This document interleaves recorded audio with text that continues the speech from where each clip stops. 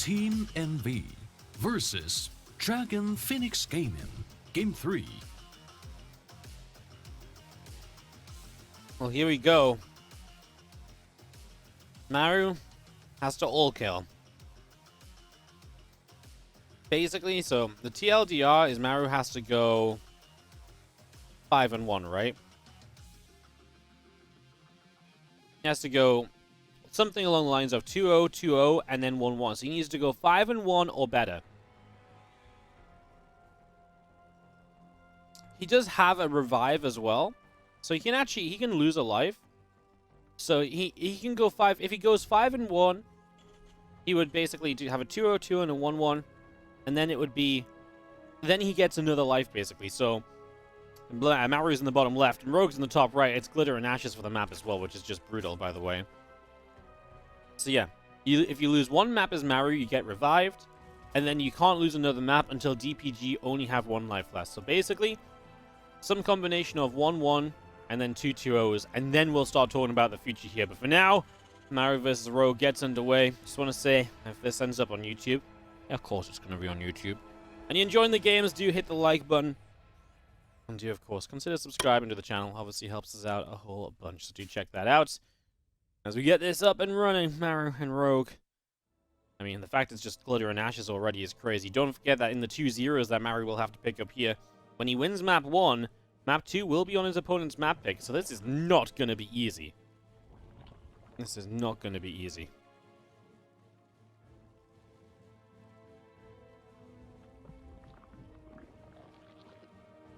And Dragon Phoenix Gaming, obviously they can pick their player knowing they're going to play against Maru, so they can always play the first map. You know, they know what the predetermined map is, so they can keep on picking players in an order that suits them as well. The odds really are stacked against Team NV right now.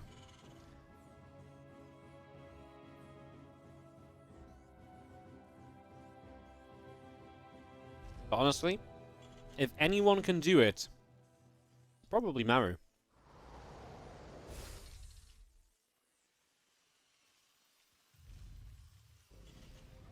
Isn't this just Eternal Empire? Not really. It's got a similar layout, but it's a lot larger, and it's a lot more of the bases on high ground on Eternal Empire, and there's no gold base, so there's a lot of differences in reality. So, if you glance at the mini-map, it might look similar to Eternal Empire, but it doesn't really play like Eternal Empire at all.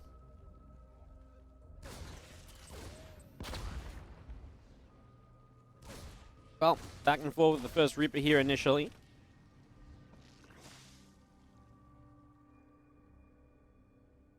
I know everyone's been very excited to see Maru come out and play. I know everyone's been kind of waiting for... It's kind of funny, but like everyone was like ready for the Maru show, right? Well, this definitely does turn into the Maru show now. Hopefully he puts on a performance. Oh my god, this Reaper just gets out of there. Maru, cool, calm, and collected. You know, my heart's thumping away thinking this Reaper might die already.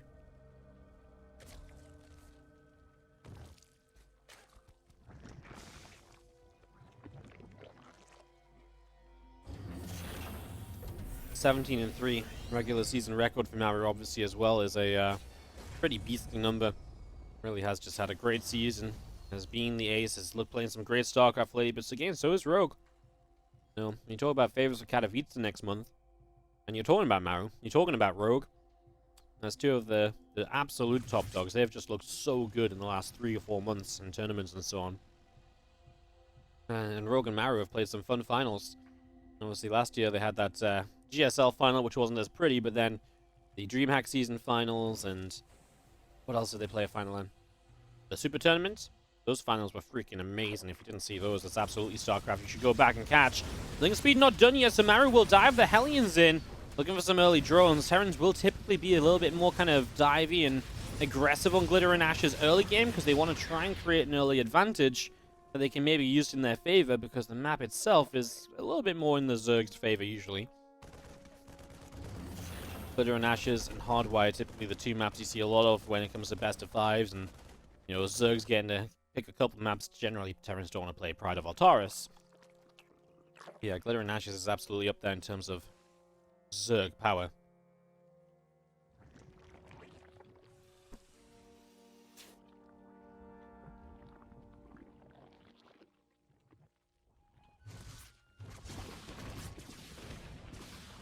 Cloak finishes up with the Banshee. Then we'll be able to pick away the Queen. Spore about to finish. Transfusion ready. Rogue will not take any damage there. He's able to get a lone drone. That is about it for the moment.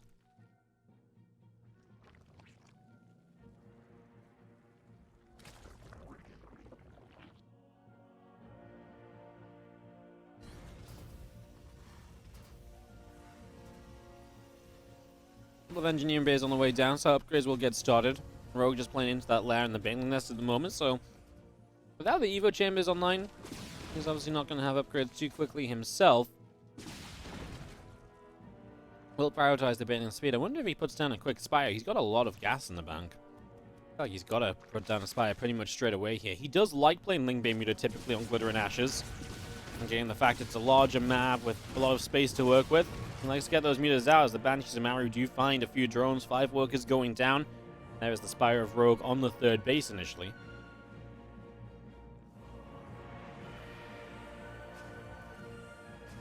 If a team uses its veto on a map, is that map banned from the entire series or just against the player? It's banned for the entire series, but it's only banned from the loser picks, right? So there is a predetermined map order. So it doesn't remove the map from the predetermined map order. It is just banned from being picked when the player who lost the first map picks the second map. I know it's a little confusing. So, like, for example, Pride of Altaris has been banned a bunch, but we've still seen Pride of Altaris being map 1. Yeah, in this case, Pride of Altaris is the ban, but if we see a couple more series here, for example, okay, yeah, even better, for example, DPG banned Curious Minds, but we still played Curious Minds in the last best of 2 with Bunny versus Rogue, because that was the predetermined map.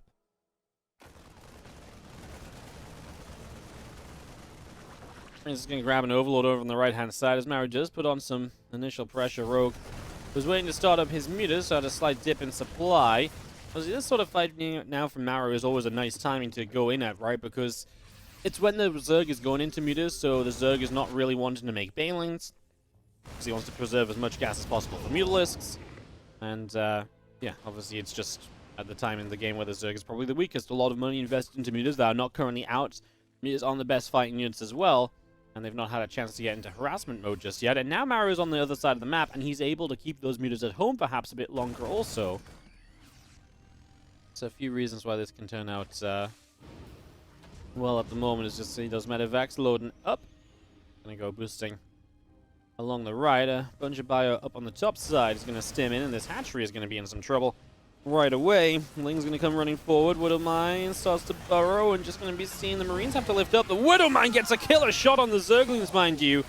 It's a scary fight because obviously the mutas can overwhelm here, and they will start to overwhelm. Maru being on the map doesn't help him at all in this moment, and he's gonna start losing SCVs, Medivacs, and reinforcements.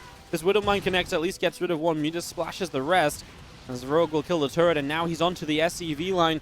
Multiple SCVs going down, and Rogue strikes and does a good amount of damage. He's going to jump in the main base. He's just going to take on those Marines. Was that the right call? I actually think he could have done, but he was too eager to get out of there. He'll now hit the 3rd base mineral line, where we will go up to 11 and 12 total workers killed, make it 13 as he gets the turret kill there too.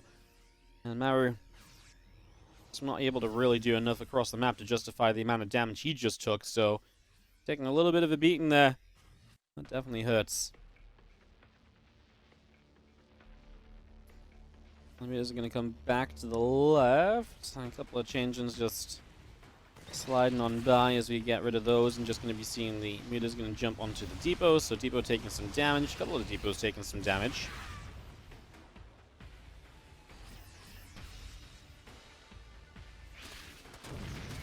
This feeling is running to the mineral line. A couple of those mutas are going to take some damage as well, as you do see the Zerglings taking a few shots.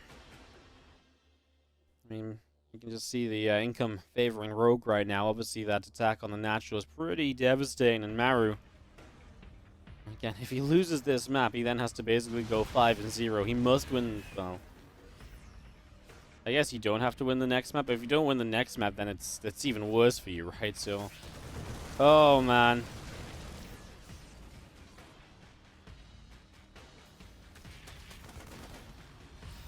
Things going along as we So you see the Bane's going to run in here. There's a couple of Widow Mines. Rogue splits away from them.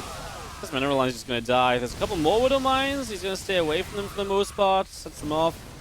Aims at the ramp. Will actually get a good amount of Marines. Oh god, everything's going wrong for Maru. Rogue is just going to completely destroy him in this first game. It's not even a contest, guys.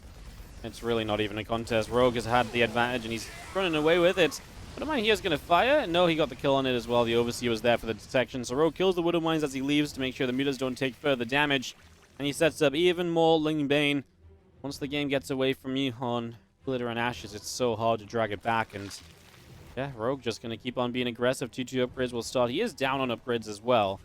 But again, the sheer number of units he has and the rate at which he can produce them is what's going to keep on saving him. Can Maru pull off something of a ridiculous defense? He's going to need some good mine hits, some very good micro, and maybe even then some damage across the map at the same time as well.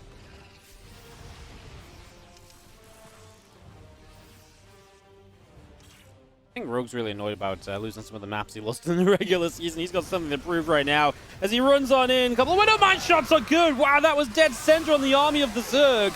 You can't really ask for much better of a Widow Mine shot than that one.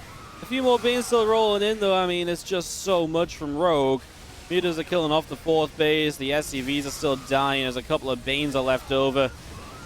Maru goes to... Well, he's going to be sub 100 supply soon if these Mutas keep at it. Looks like they probably get pushed away before he drops below 100 as the 3-3 upgrades continue through from Maru. As the one thing he has, upgrade lead. 2-2 against 1-1 at the moment. Rogue's going to start making an Ultra Cavern though, and Maru is in no way, shape, or form set up to even think about dealing with Ultras, never mind actually dealing with them. Lings and the mutas back to the middle of the map. I'm just going to see a whole chunk of Banelings are going to start morphing in, so a lot of Banelings will start to morph in, and another round of this attack is ready to go. The aggression just doesn't really let up for all too long right now as a single Ling runs up the ramp there. The Widow Mine gets set. Marines and the Marauders with a couple mines over here as well getting settled. There we go. Ling Bane from the right, Ling Bane from the top perhaps as the Lings run forwards here and just going to be going in for everything. Couple Widow Mines on the top trying to defend, and Maru's still valiantly trying to hold on, just he doesn't have enough. Rogue is going to take the first map off of Maru. In the bottom right hand side of Berlingrad, his map pick, it is Maru.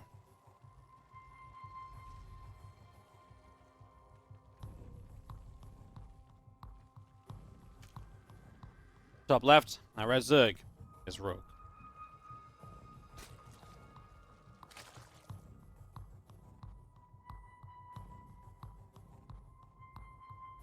Well, Maru's map pick again. He can lose this, and obviously the series still goes on. He comes in as a revive, but obviously if you lose this map, and DPG have all their lives, then you have to 6-0 DPG, and that would include, obviously, then 2-0 in Rogue in the next couple games, which would also come back to some of Rogue's map picks. It's just seems unrealistic, right?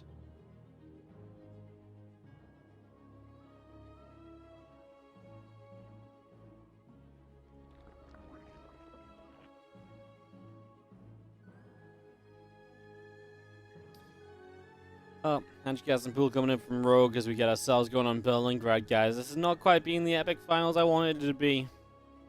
The first ZvT was quick. Rogue dismantled Bunny, and honestly, kind of dismantled Maru as well so far. Not much room for letting anyone have or feel much hope, I suppose.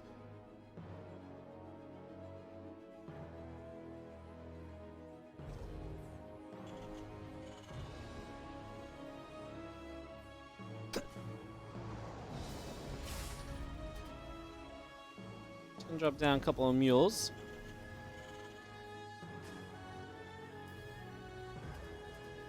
As obviously we get ourselves up and running. A couple of queens, 4 zerglings. Maru is already going into his second barracks, so going to open with at least a 2 racks. I'm not going to say 2-1-1 because we've seen a lot of 3 racks a day, and there it is. 3 racks really is the flavor of the day. A lot of 3 racks action today. Is I think, you know, I said 2-1-1 the first time when it was a 2-1-1, and I said it again and it wasn't. I said it again and it wasn't. This time I stopped myself. I'm just committing to the 2-1-1. It is a 3 racks. We'll see how Maru can do with this, as obviously Rogue played very safely against the 3 racks of Bunny earlier. And I do feel like Bunny did the right thing to, again, not engage, not fight, wait and wait, but then he engaged like 30 seconds before his medivacs were out, and it was really a little bit nonsensical that he did so. I would love to see him do it a bit... I mean, for Maru, I would just like to see the same thing, but just not fight, then get medivacs out, and then go. With that commitment from Rogue, like, if he's committing that much to the defense, you can hold back. You don't need to attack in yourself. You can justify holding out and waiting.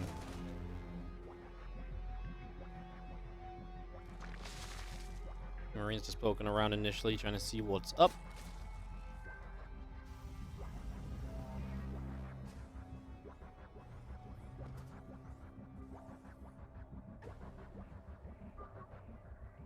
A few Lings is out down the bottom side as well. So just bringing that up. Stimpack, Combat Shield, all of this coming through. The few Marines are continuing in as well, so bringing all of this into play. Did you have a couple Lings moving into the center from Rogue and just waiting for Maru to move out on the map with the larger army, and Rogue hoping to catch that. 36 drones from him at the moment. He's actually doing this differently. He's adding on a few more drones, and then he's, you know, maybe going to go back into more Zerglings. I don't know if he's got the same information as he had last time, but I actually like this defense more. It's not overcommitting too soon. What he doesn't have is the Baneling Nest.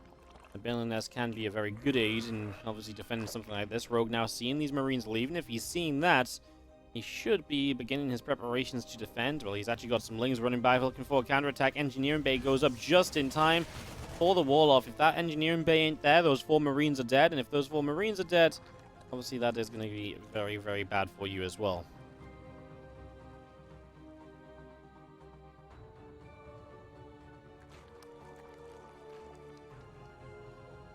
Sitting overhead with the OV. I'm just going to be having the few Marines still out to the right-hand side. Couple Evolution Chambers, Zerglings all on the way out. Queen's producing as well from Rogue, and those Lings are going to continue onto this set of rocks.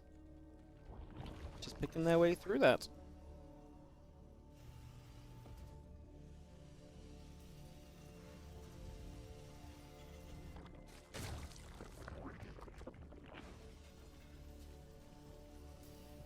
And melee upgrade continuing through as the Medivacs and Marines all coming in. Just going to be seeing, in the end, Maru obviously doesn't commit across the map with those big, that big Marine cluster, and he is just going to wait and wait. And this is what I wanted to see Bunny do. Wait for the Medivacs and then maybe get going.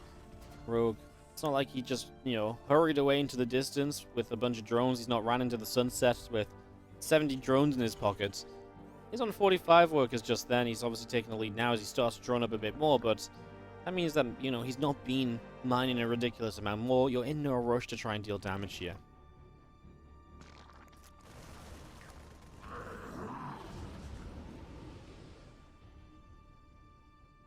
The Medivacs load up, and they're going to go boosting up the right side.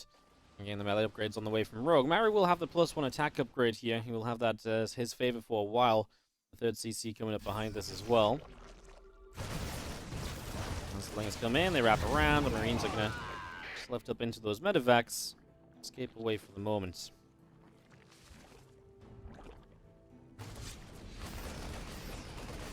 Down low, and the Queen just gets pushed back a little, and the Marines going to stem once more. The Ling's still running into the corner and just going to fight those Marines, which float back into the Medivacs as well. Let's bring those back in there. And just seeing the Medivacs hanging out at the top side. Kind of a little bit. They can't really go anywhere just yet, so they'll be held there, but they're keeping units nearby, and that allows the rest of this Maru army to move onto the map. Obviously with them, units is also, with the Medivacs, is able to know where the units are, so you can make the decision to move out. Rogue sees it, his scouting circling there gets picked off, but he's knowledgeable about the move out. And Maru is now going to be able to get his Medivacs away, so he basically rescues the Medivacs and he'll join everything and get together for one large push. One of the scariest positions for Zerg on Berlingrad is this high ground position Maru will get. You can work from this high ground to the low ground base. It is not easy to defend. That's going to be seen that Bane's moving forward. Ling's from the other side. Bane's going to try and run in. I mean, these tanks just going to be abandoned. The Medivacs will evacuate the Marines, but again, not going to be a pretty situation. You lose a good amount there. Rogue gets a cleanup. The position is removed as well, and that's the most important thing. Dislodging Maru from that location probably the most important thing you can do in that situation, because now you don't have to deal with it repeatedly. Yeah, the few Marines can drop around, but it's nowhere near as powerful as having tanks there as a stronghold for Maru to keep on falling back to and microing towards. Just again, good setup from Rogue, good defense, and now he's going to run over the left-hand side. Lings and Queens are there to force the units to lift up and back away.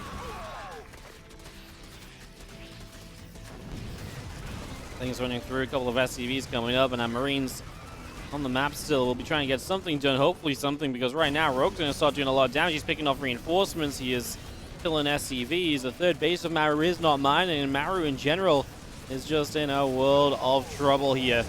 I do think, I mean, the supply isn't running away from Maru, but not mining off this third, having that lifted. Soon Rogue is going to have a little bit of a supply explosion, I feel like. He's actually stacking up money at the moment as well. Don't forget that Maru is suddenly just now hitting 1-1. Well, Rogue is going to be on his way to 2-2 upgrades. I mean, he's already on his way to +2 Carapace, but +2 Kameli, I'm sure will follow soon. Alright, does get some drones though, and that's nice. Rogue's economy is not exactly fantastic. It is only 52 drones now that 9 of them have died.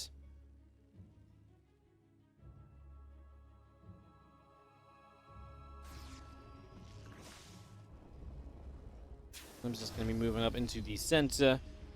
Siege Tank coming in. These Marines still trying to kite away as well. Marines do get lifted up into the medevacs. Okay. You know, for as much as I'm cheering on Rogue at the moment and saying how great he's doing, I do think a lot of what he's done is good, but it would have been much more comfortable had he had 70 workers. Obviously, a lot of this is coming off of an equal worker count, and that just makes it that little bit weaker. And just kind of messes up his position a little bit, I suppose. I mean, once the game comes in, kills more 10 more SCVs. He is going to lose the left side hatchery, though, so without a fourth base, you're going to be in so much more trouble. That fourth base is going to be pretty unfortunate for you. As you can see, the Marines going to come through, take down that extractor, and other Marines loading up. Medevacs will back away up to the top side.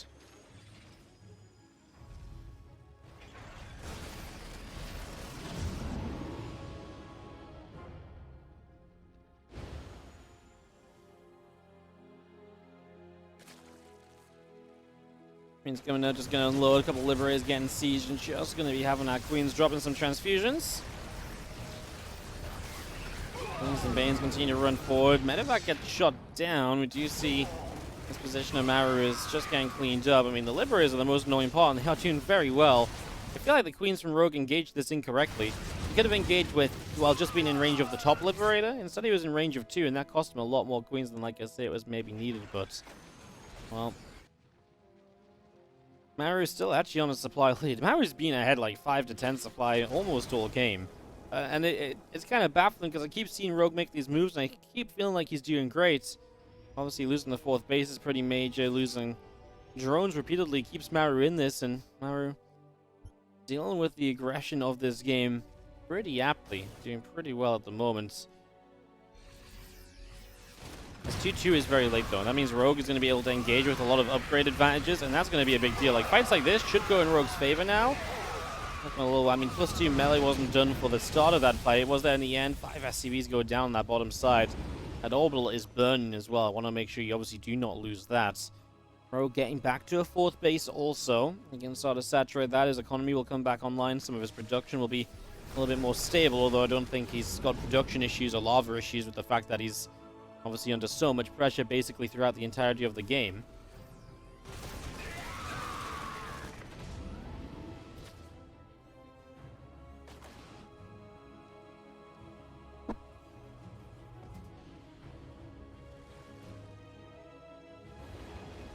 Marines boost out of the right side in these medevacs. Just going to be seeing lots more Lings still coming through.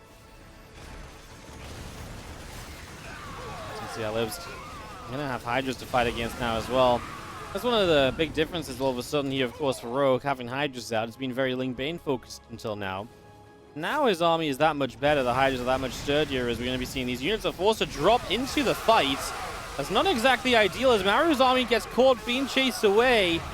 And Rogue is going to force it to lift up once again when it's almost all gone. So Rogue going to push Maru further back. He's going to run into that mineral line on the low ground.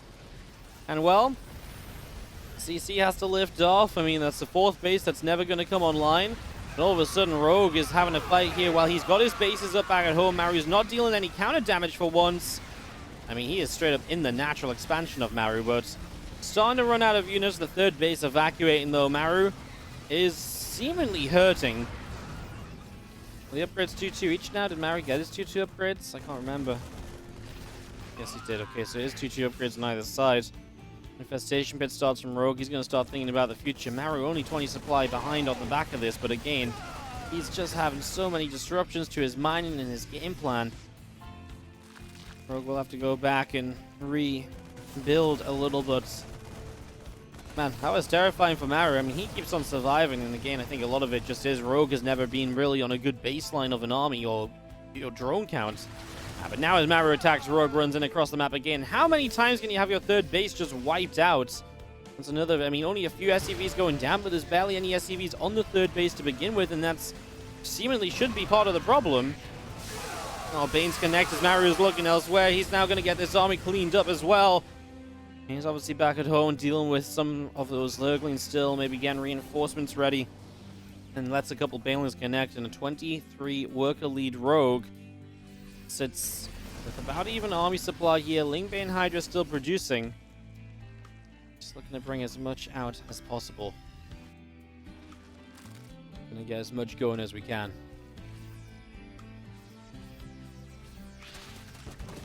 Things running in this mineral line is going to be forced to abandon. SCVs have to peel away pretty much immediately, and things do run through. I'm going to go up the right-hand side. Okay, I'm going to come around over on this far side as well. Going to grab a Marine, a few more of these Marines fighting. A couple of Banes crash into the siege tank. We'll see not much gained from that. Now he doesn't have enough. He has to type GG. Rogue is going to get the 2-0. Oh, and Rogue has just set the impossible task for Maru.